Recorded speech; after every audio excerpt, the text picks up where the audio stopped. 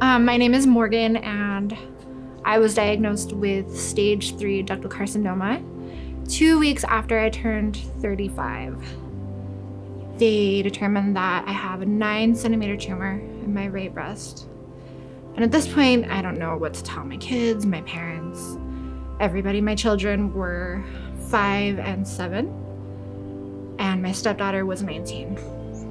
And the kids were terrified. I was terrified. I had been perfectly healthy, and I couldn't have felt lonelier. It's hard to break people's hearts when your heart is broken. So the kids had more questions than I had answers to at that point. But, you know, when you're a parent, you roll with the punches. You make the best of every situation. So I promised my kids from that day on that everything was going to be normal. And of course it wasn't, because I had to do AC, which is 2 forms of chemo. The first 2 months were really hard. I couldn't drive after chemo. I started to have bone pain. After my 3rd round of AC, my hair started to fall out. And I remember this day vividly because we were in Wyoming buying fireworks. And we'd gone to this restaurant and my hair was just falling out in clumps.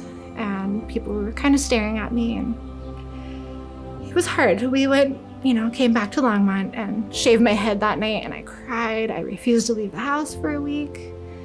My kids were making all kinds of bald man jokes, and I finally got the courage back up. I'm like, okay, my kids are watching me. My kids are watching me. I have to be strong for my kids. There was one moment in particular where I was teaching my son how to cast, and he threw his fishing rod into the lake, and I had to jump in and get it. Me with my bald head and my shorts, I just looked like a wet, drowned cat or something. It was ridiculous.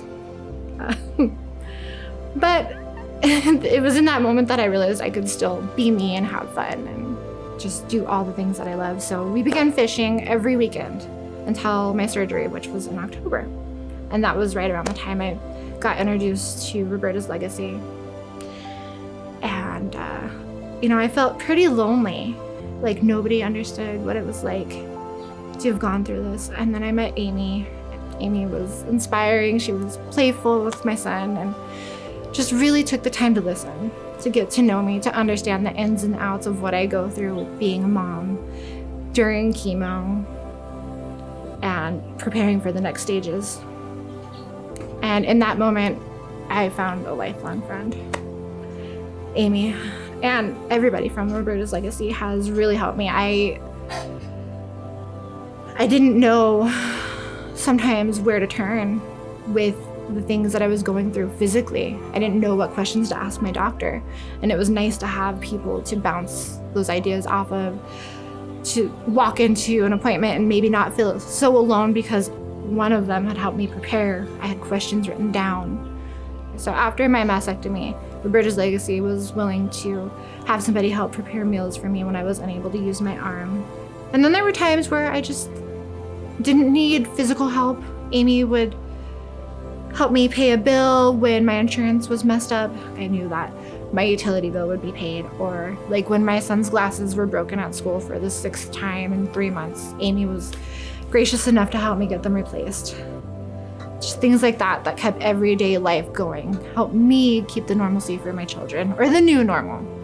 I have grade 3 lymphedema in my arm, which is why I'm wearing this.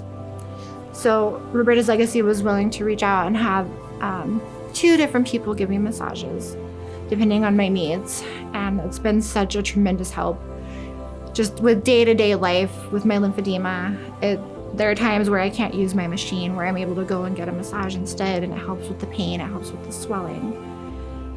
It's everyday comfort and peace and knowing that you are okay.